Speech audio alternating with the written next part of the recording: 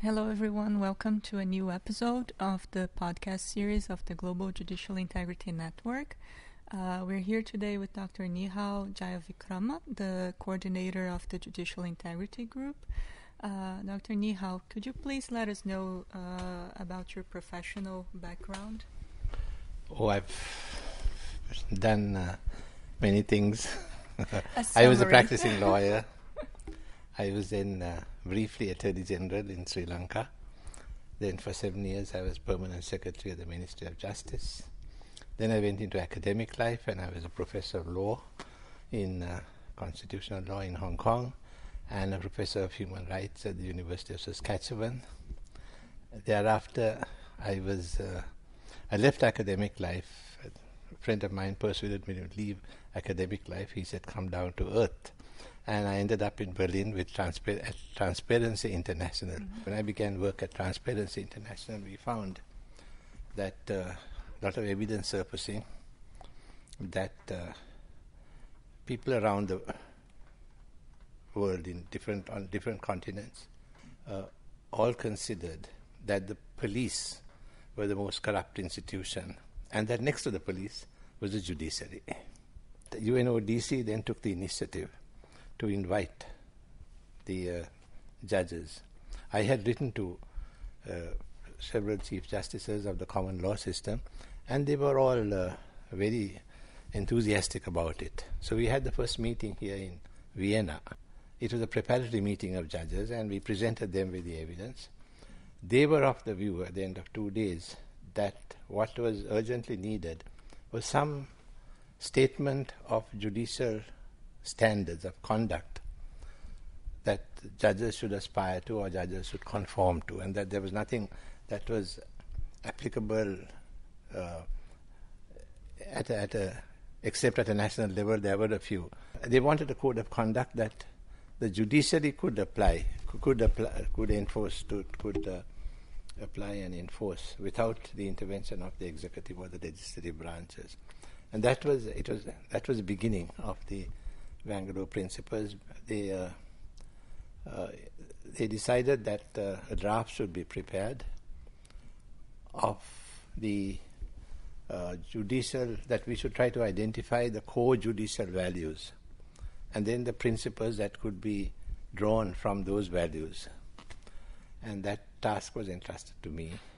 And the Chief Justice of Karnataka State, who was one of the judges who attended the preparatory meeting, he invited the group to meet in Bangalore. And at that meeting, after 2 or 3 days, the Judicial Integrity Group, as they decided to call themselves, adopted what was known or what was described as the Bangalore draft.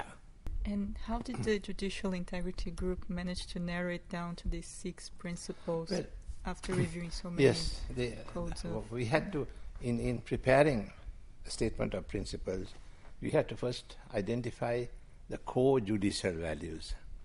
And after looking at a lot of work that had been done in different jurisdictions at the international level, we found that independence, impartiality, personal integrity, propriety, equality, and competence and diligence, we identified them to be the core judicial values. So from those core judicial values, you extract the principle, and then from the principle, you formulate the application of that principle. Then we decided that initially the civil law perspective could best be obtained from the Consultative Council of European Judges. And they were very happy to help us. They commissioned a study on it, and they presented the civil law perspective, and we found that we had to make significant changes in the draft which we had prepared based on the experience and contributions from the common law judges to make it applicable generally throughout the legal systems.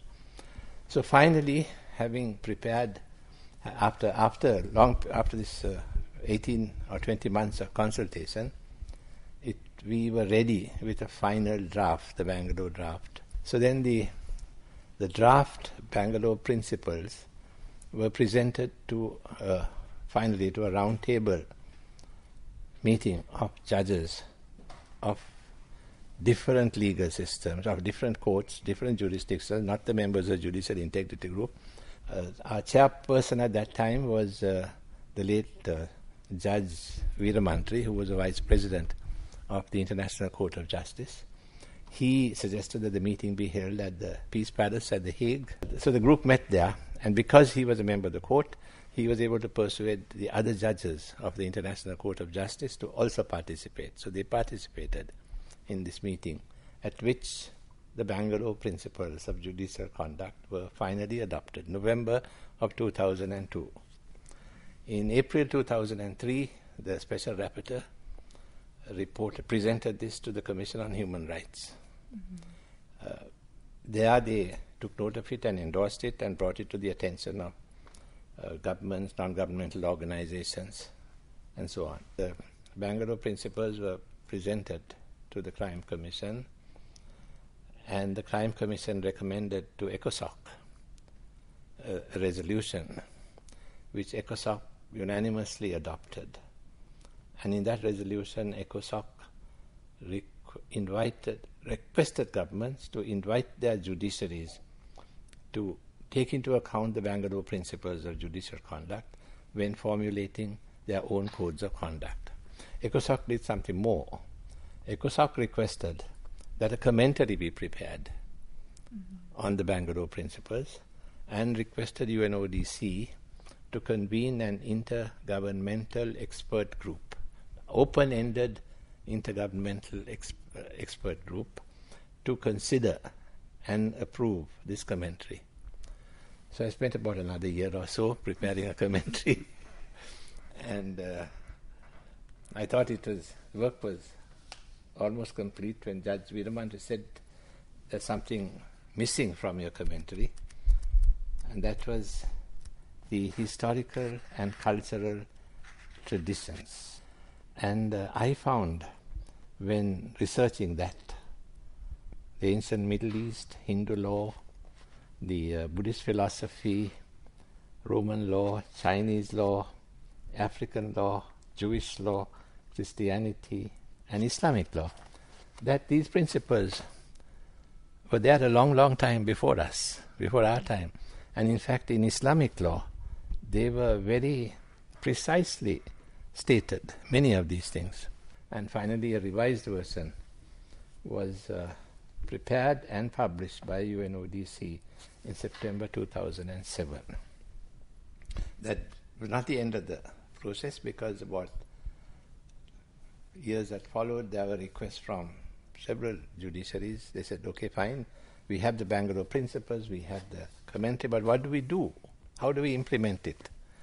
So we set about preparing measures for the effective implementation of the Bangalore Principles. That has been certainly a very long process and a very rich one. And now we are also very fortunate to have you as a member of the advisory board of the Global Judicial Integrity Network.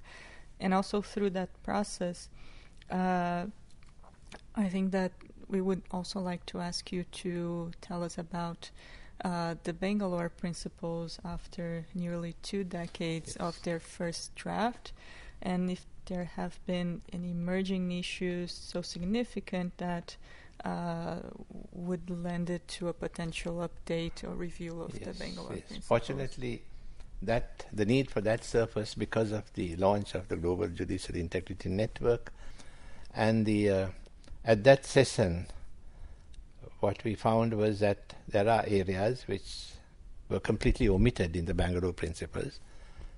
The use of social media by judges, because at that time, in the year 2000, there was no question of social media. It was felt that sexual harassment, for example, was not adequately dealt with. That was true because we didn't address that issue. We addressed the issue of sexual orientation, but not sexual harassment.